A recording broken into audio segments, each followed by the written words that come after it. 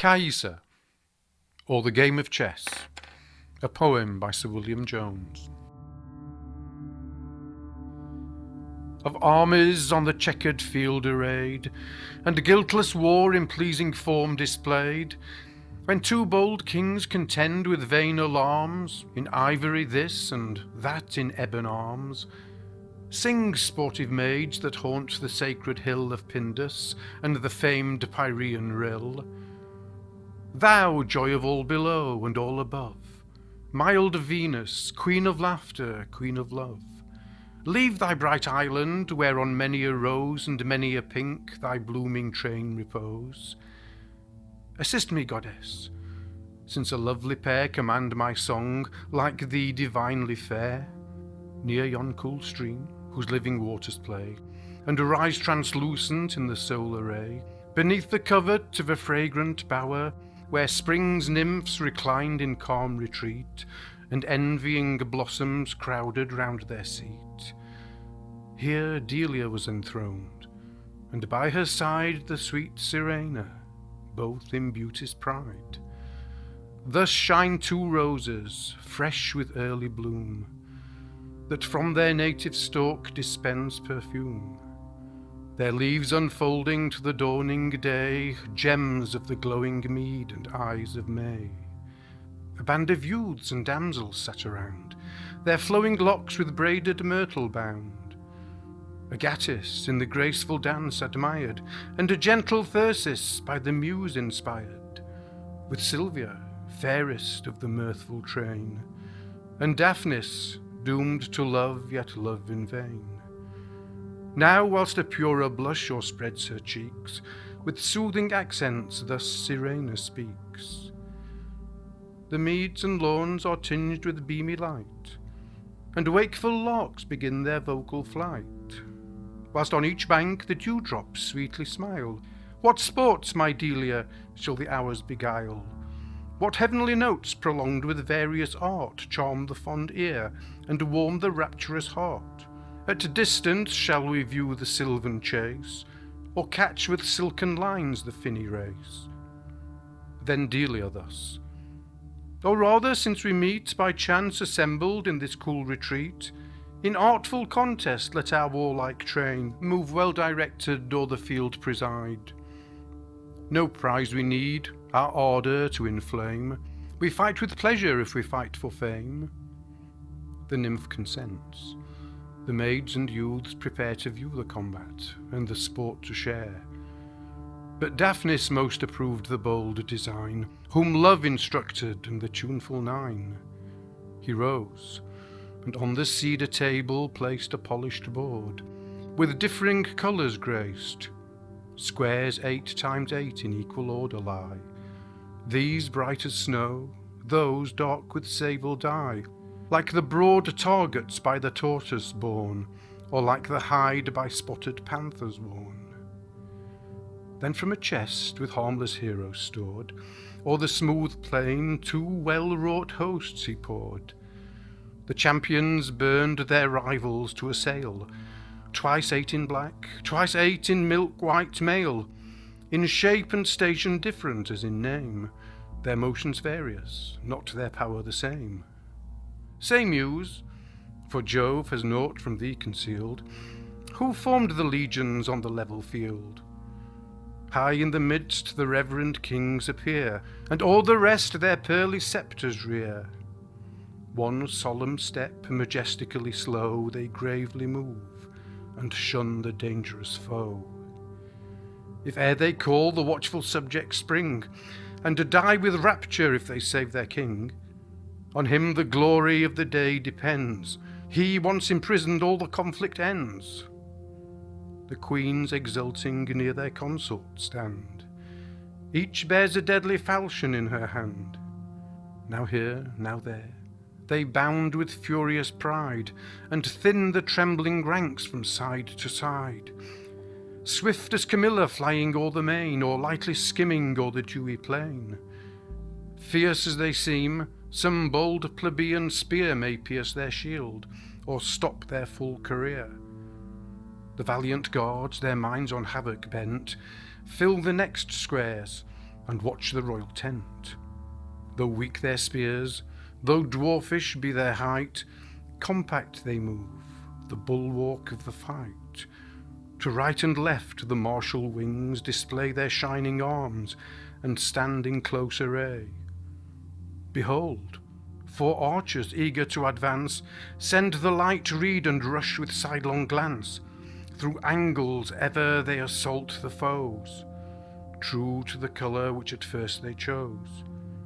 Then 4 bold knights, for courage famed and speed, each knight exalted on a prancing steed, their arching course no vulgar limit knows. Transverse they leap, and aim insidious blows. Nor friends nor foes their rapid force restrain. By on quick bound 2 changing squares they gain, from varying hues renew the fierce attack, and rush from black to white, from white to black. 4 solemn elephants the sides defend. Beneath the load of ponderous towers they bend. In one unaltered line they tempt the fight. Now crush the left, and now o'erwhelm the right. Bright in the front the dauntless soldiers raise their polished spears. Their steely helmets blaze. Prepared they stand the daring foe to strike. Direct their progress, but their wounds oblique. Now swell them battled troops with hostile rage, and clang their shields impatient to engage. When Daphnis thus, "A varied plain behold, where fairy kings their mimic tents unfold, as Oberon and Mab his wayward queen lead forth their armies on the daisied green." No mortal hand the wondrous sport contrived, by gods invents and from gods derived. From them the British nymphs received the game, and play each morn beneath the crystal tame. Here they tell the tale which they to Colin sung, as idling o'er the lucid wave he hung. A lovely dryad ranged the Thracian wild, her air enchanting and her aspect mild. To chase the bounding hart was all her joy. A verse from Hymen and the Cyprian boy, o'er hills and valleys was her beauty famed, and fair Caissa was the damsel named. Mars saw the maid, with deep surprise he gazed, admired her shape, and every gesture praised. His golden bow the child of Venus bent, and through his breast a piercing arrow sent. The reed was hope, the feathers keen desire, the point her eyes, the barb's ethereal fear. Soon to the nymph he poured his tender strain, the haughty dryad scorned his amorous pain. He told his woes where'er the maid he found, and still he pressed, yet still Caissa frowned. But e'en her frowns, what might smiles have done, fired all his soul and all his senses won. He left his car, by raging tigers drawn, and lonely wandered o'er the dusky lawn. Then lay desponding near a murmuring stream, and fair Caissa was his plaintive theme.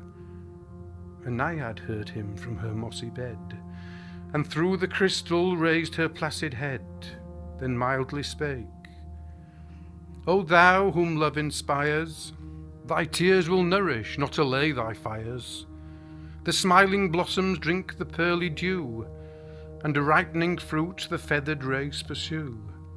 The scaly shoals devour the silken weeds, love on our sides and on our sorrow feeds. Then weep no more. But, ere thou canst obtain balm to thy wounds and solace to thy pain, with gentle art thy martial look beguile, be mild, and teach thy rugged brow to smile. Canst thou no play, no soothing game devise, to make thee lovely in the damsel's eyes? So may thy prayers assuage the scornful dame, and e'en Caissa own a mutual frame."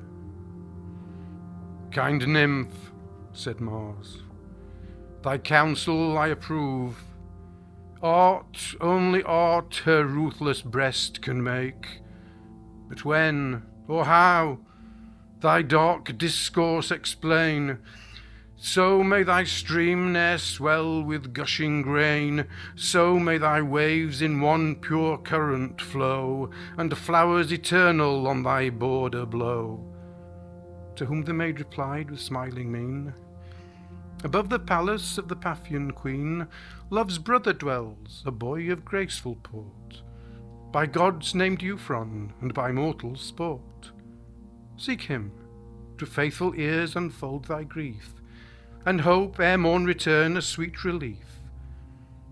His temple hangs below the azure skies. Seest thou yon argent cloud? 'Tis there it lies. This said, she sunk beneath the liquid plain, and sought the mansion of her blue-haired train.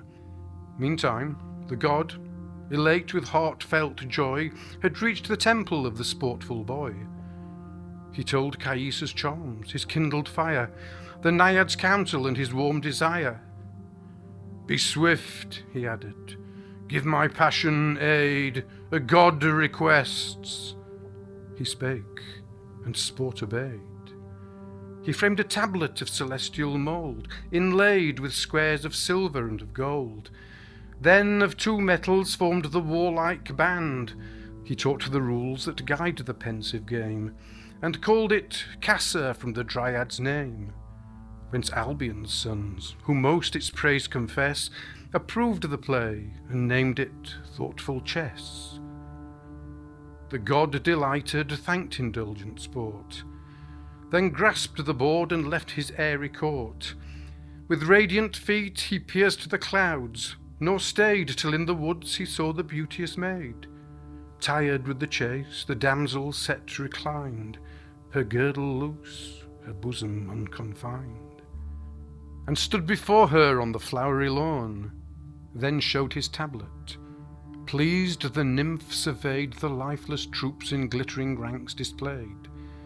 She asked the wily Sylvan to explain the various motions of the splendid train. With eager heart she caught the winning lore, and thought e'en Mars less hateful than before. What spell, she said, deceived my careless mind?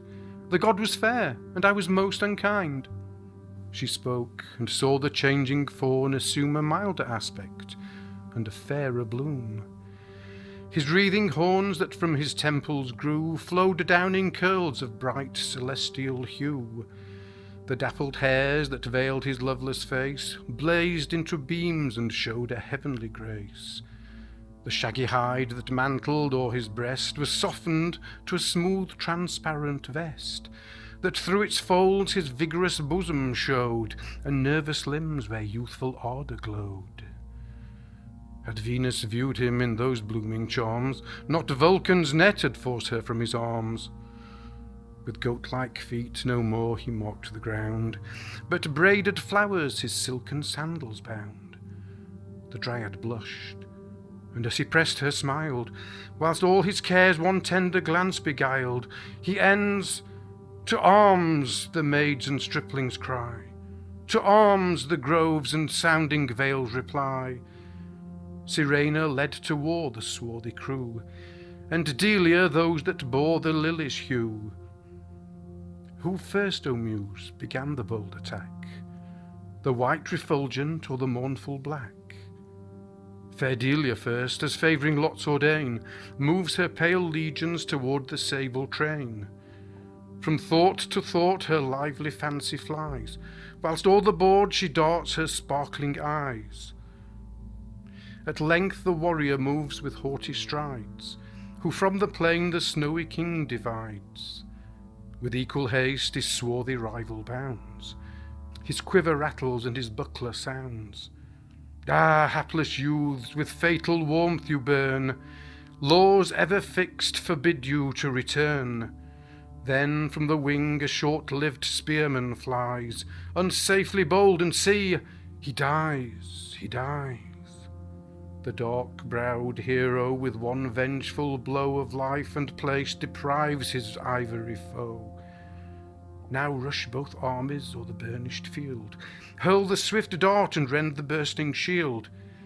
Here furious knights on fiery coursers prance, but see, The white-robed Amazon beholds where the dark host its opening van unfolds. Soon as her eye discerns the hostile maid, by ebon shield and ebon helm betrayed, 7 squares she passed with majestic mien, and stands triumphant o'er the falling queen. Perplexed and sorrowing at his consort's fate, the monarch burned with rage, despair, and hate. Swift from his zone the venging blade he drew, and mad with ire the proud virago slew. Meanwhile, sweet smiling Delia's wary king retired from fight behind the circling wing. Long time the war in equal balance hung, till unforeseen an ivory courser sprung, and wildly prancing in an evil hour, attacked at once the monarch and the tower. Sirena blushed, for as the rules required, her injured sovereign to his tent retired, whilst her lost castle leaves his threatening height, and adds new glory to the exulting night. At this, pale fear oppressed the drooping maid, and on her cheek the rose began to fade.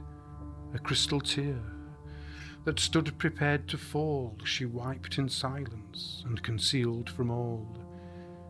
From all but Daphnis, he remarked her pain, and saw the weakness of her ebon train, then gently spoke, "Let me your loss supply, and either nobly win or nobly die.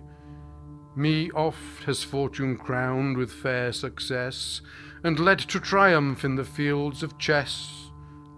He said. The willing nymph her place resigned, and sat at distance on the bank reclined. Thus when Minerva called her chief to arms, and Troy's high turret shook with dire alarms, the Cyprian goddess wounded left the plain, and Mars engaged a mightier force in vain. Straight Daphnis leads his squadron to the field. To Delia's arms 'tis e'en a joy to yield. Each guileful snare and subtle art he tries, but finds his heart less powerful than her eyes. Wisdom and strength superior charms obey, and beauty wins the long-fought day. By this a hoary chief on slaughter bent approached the gloomy king's unguarded tent, where late his consort spread dismay around. Now her dark corse lies bleeding on the ground. "Hail, happy youth! Thy glories not unsung shall live eternal on the poet's tongue. For thou shalt soon receive a splendid change, and o'er the plain with nobler fury range." The swarthy leaders saw the storm impend, and strove in vain their sovereign to defend. The invader waved his silver lance in air, and flew like lightning to the fatal square. His limbs dilated in a moment, grew to stately height, and widened to the view. More fierce his look, more lion-like his mien, sublime he moved and seemed a warrior queen. As when the sage on some unfolding plant has caught a wandering fly or frugal ant, his hand the microscopic frame applies, and lo!